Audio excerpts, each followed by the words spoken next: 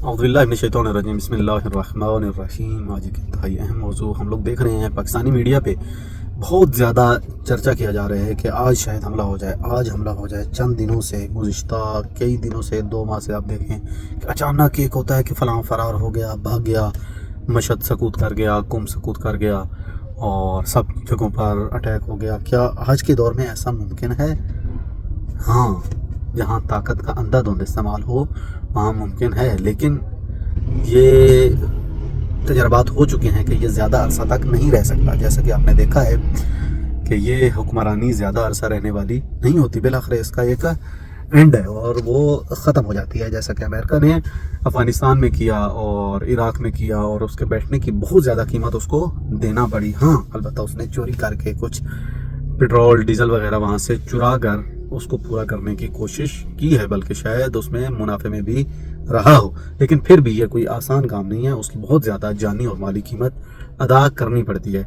तो दूसरी तरफ आते हैं कि एक दौर था मसलन ग़ुलामी का दौर, लोगों को डायरेक्टली ग़ुलाम बना लिया जाता था, लेकिन आजकल ऐसा कतई नहीं है। ग़ुलामी वो वाली ग़ुलामी नहीं रही। अब उन्होंने पपेट हुकूमतों को बनाकर उसके ज़रिए से लोगों को ग़ुलाम बनाना शुरू किया है और ये पपेट हुकूमतों की ग़ुलामी का दौर भी इतना लंबा अरसा नहीं चल सकता। क्यों? क्योंकि ये पपेट हुकूमत बिलाखिर जब थोड़ा सा उनको एहसास होना शुरू होता है तो वो अपने पाँव पे खड़ा होना शुरू करती हैं और उनके हाथों से निकलना शुरू कर देती हैं, और ये आज तक कामयाब रहा है, लेकिन हर जगह ये कामयाब नहीं होता।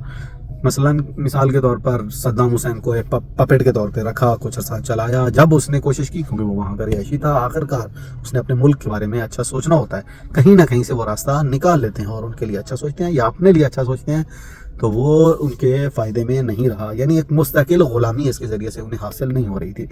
मुस्तकिल ग़ुलामी का तरीक़ाकार जो इंटरनेशनल तौर पर निकाला गया वो ये था कि अब के बाद ऐसा नहीं होगा। अब के बाद हम एजुकेशन पर काम करेंगे और एजुकेशन के ज़रिए से इतना एजुकेट कर देंगे कि वो उस तरह सोचें जिस तरह के हम सोच रहे हैं, नंबर 1। नंबर 2, वो उतना न सोच सकेंगे जितना हम सोच रहे हैं। यानी इल्म और इत्तलाआत पर जो है ना, इतनी हुकूमत होनी चाहिए हमारी कि हम जो चाहें उनको इत्तलाआत दें और वो उस पर अमल करें।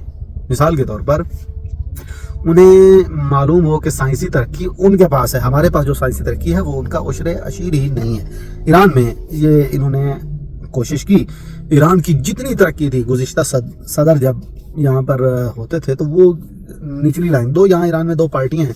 एक इस्लाह तलब पार्टी हैं जो कि चाहते हैं कि हमारे गैर दुनिया से, यानी ख़ुसूसन उसमें अमेरिका है, उसके साथ हमारे अच्छे ताल्लुकात होने चाहिए, और उन अच्छे ताल्लुकात की वजह वो दलाइल के तौर पर ये बयान करते हैं कि अमेरिका के साथ हमारे अच्छे ताल्लुकात होने चाहिए। क्यों? क्योंकि उनके पास तरक्की में है और जो हमारे पास हैं ये उसको वो कहते थे ये शुराइयाँ हैं, ठीक है, ये वो एटम बम से मुकाबला नहीं कर सकती, ये उनके मिसाइलों से मुकाबला नहीं कर सकती, ये उनके B-2 बम्बार से मुकाबला नहीं कर सकती।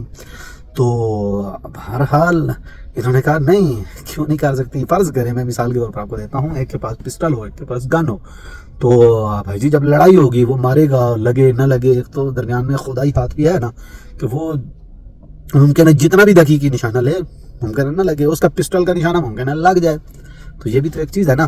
तो जब वो कोशिश करते हैं कि इनके पास हत्ता पिस्टल भी ना हो, तो ये एक तरीका है। तो आजकल बात करने का मकसद ये था कि आजकल वो दौर नहीं रहा कि जिसमें लोग आए अटैक करें और लोगों को ग़ुलाम बना लें। ऐसा नहीं है, जब तक कि इंसानों की फ़िक्र को ग़ुलाम नहीं बना लेते।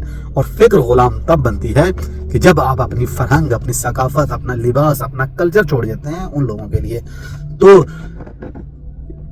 यही मुकाबला एक अरसा दराज से जारी रहा। वो पूरी अपनी आवाम को मटेरियलिस्टिक सोच की तरफ ले जाना चाहते थे, मटेरियलिस्टिक सोच उन्होंने बना ली और वो पूरी दुनिया को इस साइड पे धकेल रहे हैं। लेकिन क्या ईरान यही चाहता है? नहीं, उन्होंने कोशिश की है कि कुरानी फ़िक्र दी जाए, कुरानी फ़िक्र को इख्तियार किया जाए, और रूहानियत, जो भी मुसलमान होगा वो यही चाहेगा कि वो खुदा और उसके रसूल की पैरवी करें, न कि मटेरियलिस्टिक, और ये मटेरियलिस्टिक के बिल्कुल ख़िलाफ़ है।